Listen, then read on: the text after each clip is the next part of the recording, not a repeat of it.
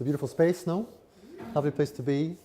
So Pippa already mentioned the approximate rundown, but I'm just going to add one thing, which is I'll speak for about 20 minutes and almost certainly overrun, which means 25 minutes. Then we'll have a 450-second break, which is a 7.5-minute break for the quick people in the room. And the idea of that is we want to give enough time to actually either absorb what you've heard, take some time to process it, or meet the people that you're together with and actually talk a little bit. Because one of the things that's different about this public event, and one of the things that want Perspectiva to be doing, is to improve upon the idea of someone speaking, an audience watching, and an audience going home. That can be wonderful. I've been to many such events. It can be great. But we want to try and build in tonight some time where you actually do something different, surrounded as you are by people who you may like to get to know better. So we've built in these small 7.5-minute breaks, partly for that. And then at the end, there's a good 15-minute chunky break, maybe even 20 if things go well, where you're allowed to loiter. We call it the loitering time. Because you know when you go to a talk and you enjoy it and you think, will I speak to the speaker, or will I go, or maybe I should leave, all that kind of stuff. We actually want to give you permission to loiter. You're actually allowed to hang around for 15 or 20 minutes at the end with the express purpose of either just absorbing what's just happened or meeting the people that you're sharing the space with. Because you're probably going to like each other. And that's part of the good news and a part of the bad news. Because if you look around, we're in a particular demographic, a particular class mostly, a particularly privileged and beautiful part of that. So what we're about to speak about is to problematize some of that without going home in any sense of despair, with hope. So I want to tell you where the hope began for me. And it began not with this book, but with a prior version of this, which was Spiritualized Mark 1. This is now Spiritualized 2nd edition, and there are free copies for everyone who came tonight. Just over there, and you'll get them in one of the breaks. Not a reason we built the breaks in.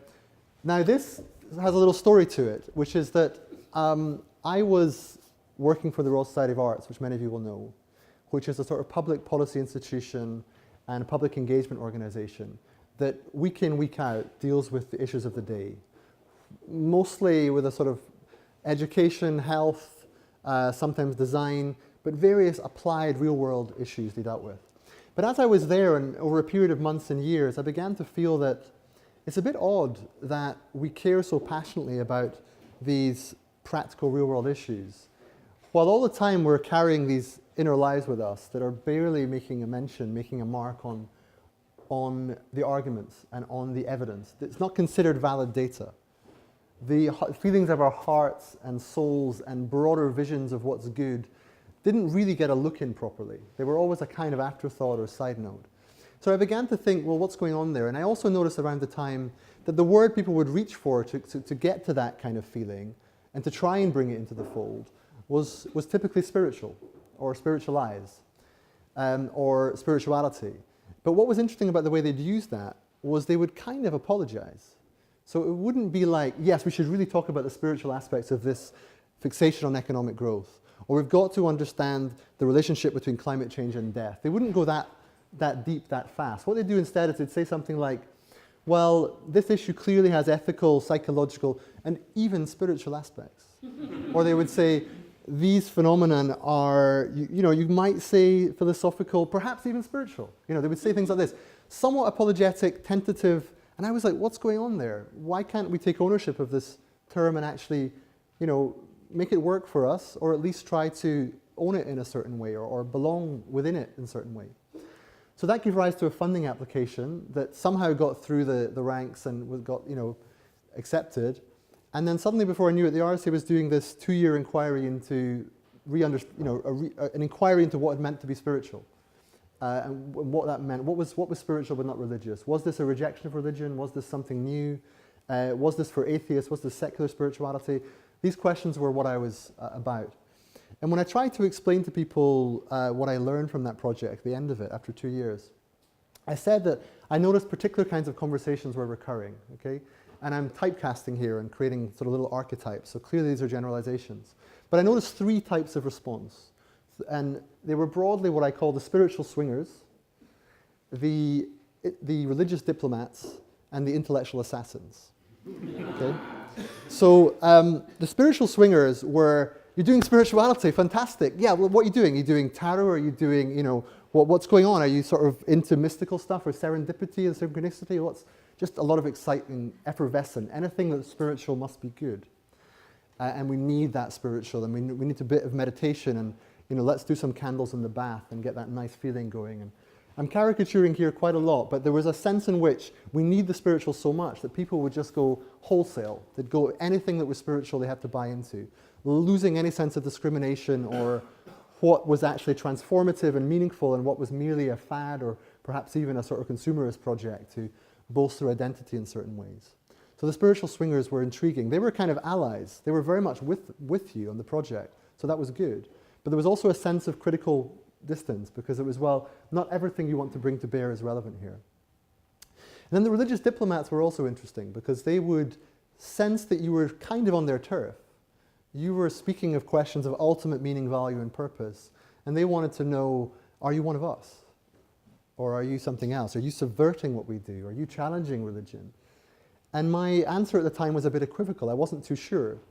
Now I would say almost certainly not, that actually a reorientation towards a more critical relationship with religion is part of what a mature spirituality is about.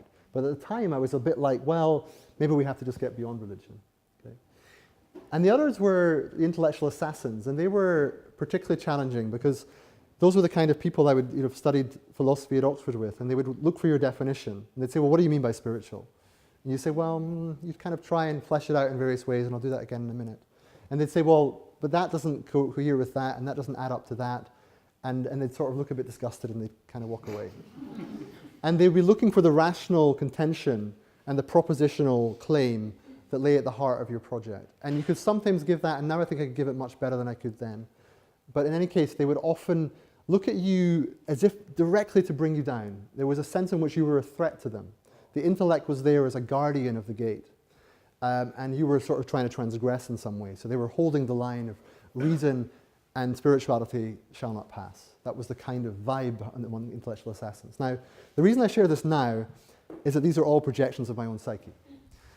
The spiritual swinger who wants to experiment and try new things in life, who's looking for quirky and often risky engagements with what's really going on at a fundamental level, somewhat interested, cautiously so, but always intrigued. The part of me that feels with religion that maybe we've given up too much on conventional religion. Maybe we've been too quick to let it go, too quick to say that there is nothing there of value for us, nothing that we couldn't belong again somehow. Too quick to say that.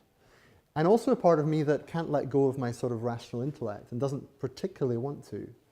That I don't think spirituality is always about trumping or subsuming intellectual reason. It's actually somehow going beyond it. There is a kind of trans-rational or a post-rational, not just a pre-rational. And that was part of what I was wrestling with at the time. So I went through that little journey of those three sort of archetypes within myself and within the communities I was working with. And the main outcome of that was a sense of, hang on, this is ripe. People are actually very, very intrigued. And not just people who like to go to yoga retreats and who like to meditate and who want to cut off from the world. I was hearing from director generals of governments and heads of think tanks and chief executives of news corporations that yes, we need to get back in touch with the inner world. Now, how do we do that? People would be quick to try and pin it down because the discomfort of the whole expression inner world is that it's ambiguous and capacious, and that's difficult because people would want something that, are you talking about psychology? Are you talking about philosophy? Maybe. Are you doing mindfulness? Are you going to church? They'd want to pin it down to a specific instance of the phenomenon.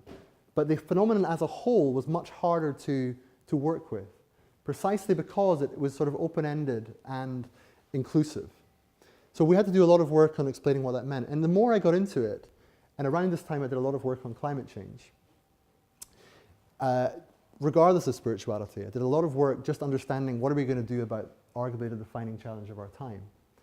And for other people, these were two very different projects. These were just, one was kind of like flaky and a bit hippie-ish, and the other was hardcore, serious policy. But for me, they were absolutely of a piece. And I began to see that if you want to think about our most complex problems in their fullest aspect, at the level of the kind of social imaginary, the widest grasp of our whole predicament, then you need a deep engagement with the inner world and a deep engagement with the outer world. You need power and love, and you can't have one without the other unless you are somehow cheating, you're somehow missing, you're somehow not going to be getting the full picture. And so around that time I thought, well, hang on, can I do that here? And the RSA was wonderful to me, and I still have a very good relationship with them, but I felt actually probably not. Probably it's not the best place to develop this. And that there was a space for a new vessel of some kind. And in one of my first fundraising interviews with a trust, when I introduced Perspectiva and explained what we were trying to do, and I said broadly, as Pippa mentioned, many people in the world are working on political change in different ways. They're trying to solve complex problems. And many people are working on inner transformation and trying to help people overcome certain psychological barriers and seeking a certain spiritual growth maybe. But these two worlds don't connect very often. And when they do, it's not a very grounded and empowered phenomenon. It's often a bit niche and a bit transitory or on the side in some way. I wanted to make it much more mainstream. But to do that, I felt you had to do certain things better. So one of them was, you've got to be able to speak, on the one hand, of the spirit and the capacity to break your heart open and to feel utterly vulnerable and not have a clue what's going on in the world. But at the same time, you have to speak the language of capital and technology and power, and not to feel these are parts of different worlds. To somehow find the growth within yourself to include these things as part of the same language. Now, people have tried this before. This is not new. But what it is neglected. So Mahatma Gandhi, arguably, was very much in this space. You live the political reality you're trying to bring to bear. Martin Luther King, arguably, as well. To some extent, the reason South Africa didn't collapse into civil war is because of the work Nelson Mandela did on himself in prison. So there are many examples of people combining the personal and the political. It's not unheard of. But it wasn't always endorsed. It wasn't culturally sanctioned. It didn't feel like this was mainstream. So that was the challenge. How do you make this the norm? Make this the go-to issue? And for that, you need an organizational vessel. And you need to build networks. And you need to build bodies of understanding and language and concepts and evidence. And you need to have events and bring people on board. So it's not just a book here and there, but actually the sort of beginnings of a sort of network becoming movement, becoming a source of political hope in the long term. Now, that's a 100-year project. That's not something you do the next day. But the point is to commit seriously to the long term means going that deep. And I'm going to try and explain why. So the first thing I want to say is on why. Why this? Why do we need this at all? Why can't we just, work on economic growth and get everyone a bit richer and out of poverty, a bit of technological improvement, maybe some more renewable energy, keep democracy more or less afloat, and just hope that it all somehow holds together? That's what a lot of people feel that we're doing, and that is the current liberal mentality. That is shoring up the liberal order is the mainstream curriculum. It's somehow, don't let climate change bite too hard, see artificial intelligence corrupting democracy, but assume there must be a way out of it, and defend human rights where you can, and we'll somehow just muddle through. So I don't know about you, but my political orientation and the reason I created Perspectiva is I don't buy that anymore. I don't actually think we can shore up. I think we have to build something new, something entirely new, but not in the language of revolution, of breaking things down, but in the language of emergence, and that's what I want to speak about in terms of Plan E. So Plan E we'll come to later with Pippa, and you'll experience that in the room a little bit more. But I'm just going to briefly say why I think the crisis that we face is of a particular kind. It's not just a litany of problems. It's not just this is terrible and that's terrible, and you see the news, because arguably that's a filter effect. That's arguably negativity bias in our minds, and it's also a question of what the news wants you to see. It doesn't necessarily reflect the world as it is. Because according to the data, the world is arguably doing better than ever before. Economically and socially, child poverty is less, much less illiteracy. Gender relations, although they have a long way to go, are significantly better than they have been for decades. So there's lots of stories of progress that are valid. And the problem when you say everything's going to hell in a handcart is you lose half the world who don't really buy it, don't really feel it. So you have to tell a better story about why, in one way, things are better than they've ever been, and yet we have to completely change course. It's a much more subtle, difficult message, but that's the one that I think is the true message. And the reason for that is the nature of the crisis. So the way I see the crisis is that it has, and I've done this obviously for dramatic effect and as a heuristic device rather than a whole explanation. And if you want more details, obviously all this is in the book, but I think of it as 6 E's. It's just kind of easier. It's fun and it's a bit playful, but actually it works. It helps. These heuristics have real value in the world. If you can think of things in a way that sticks in people's mind, it's true in a different way, even if it's not true to the actual phenomenon. So I think of them as economic, ecological, epistemic, existential, emotional, and ethical. Okay? Now, the economic and the ecological are relatively familiar to everyone. Economic crises is not just that we can't really seem to avoid global financial crises, they keep recurring, and not just that artificial intelligence and robotics might take about 50% or so of our jobs within a few decades. It's more generally that our underlying economic logics are not working anymore. There's a mismatch between economic growth and people's standard of living. There's a mismatch between the sense of economic progress and people's lived experience of poverty and austerity. So there's an economic crisis. Ecologically, climate change is already biting. It's no longer a far-off, distant problem. It's very much a real and present danger. And what's particularly striking with climate change is a term that I came across a few weeks back when Florida was underwater. And I think one of the mayors in Florida spoke of nuclear hurricanes. A new term, nuclear hurricanes, combining our most advanced technology with our nature, nature at its most ferocious. So suddenly, we're in a world of nuclear hurricanes and a world where the economy is not working. But those things are often where politics stays. Politics often stays within those two realms. And what you actually need is a deeper engagement with the inner world that lies within them, what I sometimes call the meta-crisis. And those are factors like, ethically, what are our values, norms, and rights? What are our ethical bulwarks? What do we hold on to as our vision of the good that we work towards? Where is that? Where do you hear politicians debating the good as such, rather than just whether we should put interest rates up or not by 0.25%, or whether GDP is flatlining a bit at 1% compared to Germany where it's 1.7, or whatever?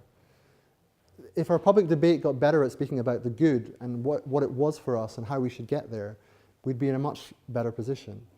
But that's hard because of what I call the epistemic crisis, which is how we know, and the war on truth. We're struggling to actually keep hold of what is true, and without a shared sense of what is true, it's very hard to have anything resembling a public discourse, anything resembling a democratic future. And democracy is arguably dying, which is part of that epistemic and ethical crisis. And then you have something to do with the kind of existential meaning and purpose question. For many decades, there was no issue of meaning of life. It was just given unto you. There was a kind of religion, and there wasn't really an option whether to believe in it or not. It was just there as part of the culture. Only in the last few decades has the question of who we are and how we should live become paramount. And that's happening at the same time as these other crises. And then finally, emotionally, there's just a question of how to feel. The gap between our instincts, our evolved instincts to feel certain things in response to certain phenomena, is just at odds with the actual issues of the day. There is no intuitive response to climate change. There is no felt sense of what's going on. There is no intuitive reaction to all the data analytics that tell you how to behave and who to vote for and what to buy. So there's a real ethical crisis, a real epistemic crisis, a real emotional crisis, and you realize I'm running out of this now, economic, ecological, and existential. These are all real crises. So when I speak of Plan E, I speak of what would a world look like where we begin to understand the world at that level, when we understand those E's coming together. And we're going to look at that a bit later with Pippa. But the last thing to say is about, the last part of this is about the why waking up, growing up, and wising up. Why, in response to those premises, are those the hidden curricula of the 21st century. So the curriculum as such, as many of you know from CV, curriculum vitae means the course of my life. Curriculum literally means to run the course of something. So the curriculum of the world is how do we adapt, survive, How do we make, do, and mend? How do we transform? These are all the questions that we're living with. How do we actually do something purposeful with our life that makes sense of the political context? That's the curriculum. But the hidden curriculum, the work we have to do in ourselves, is something quite different. The hidden curriculum is partly waking up, which means being aware of some of those things I've just mentioned, but also spiritually waking up. So not just politically, which is a fuller awareness of all the things that are shaping us, but spiritually in the sense of realizing how the self constructs experience, the fact that we're an autopilot virtually all of the time, the fact that we're creatures of habit such that we're actually constituted to put ourselves to sleep. We're not just habit, bearing creatures. We actually create habits to make our life easier, and in the process switch ourselves off. Now that's not always a bad thing, but it's part of the problem of staying awake to these problems. And then there's the issue of growing up, the infantilization of culture through media particularly, but also through difficulty of taking responsibility for the issues of our time that I've mentioned that seem too big, too enormous for us to grasp. But to really grow into them, we have to actually mature in mental complexity, in emotional depth and capacity, in willpower, not just to love as some kind of panacea and a nice feeling, but the will to love, to actually decide what is worth living for, belong through that affiliation and commitment, and keep that going through your willpower, finding the will to love. And then wising up is the hardest of all. Wising up is what we have to do together. Wising up is the shaping of society through institutions and cultural forms and patterns of interaction and language. We build that together. We actually create the world together, but we haven't figured out how to do it yet. If all we're doing is making do and mending, we're going to struggle. But if we can somehow find the capacity to look more deeply at ourselves, look more deeply at the world, then we have a much better chance of creating something new, something we can actually believe in, and living a life that's hopeful. And the form of that, the sort of essence of Perspectiva's work is, you could say, a particular diagnosis of the crisis, a particular view of the crisis as a hidden crisis of meaning and purpose and value and all the things that I mentioned earlier. But then a response to that, recognizing that people like Tim Jackson are right when they say we need an entirely new operating system for the political economy. We need to get away from the fixation with growth. There may be a case for growth in certain contexts, but not this kind of fetishization, if only we grew a bit more, everything would be fine. We need to somehow create a new social logic. But where will that come from? It will only come from a change in culture. And a change in culture at the highest level is a change in the social imaginary. The social imaginary being our perspective in its broadest, deepest, and fullest sense. And how do we trust that what we create together will be good? Well, that's where the normative question comes in. That's the question of how do you know it's going to be good and not just Trump-like or, distorted in some way. And that's where spiritual practice is the heart and soul of the issue. Because those who practice spiritually have a sense that there is a good to orient oneself towards. There is a true to orient oneself towards, and there is a beautiful to orient oneself towards. The good, true, and beautiful have objective reality, even if they're always seen from some perspective.